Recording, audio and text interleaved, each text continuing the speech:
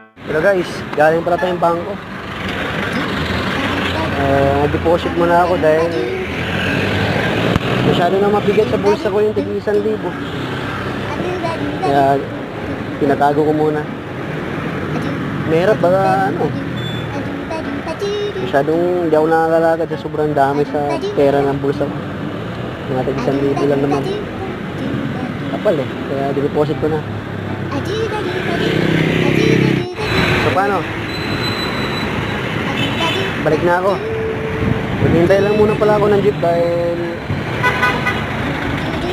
nasira yung ano ko nasira yung Fortuner ko.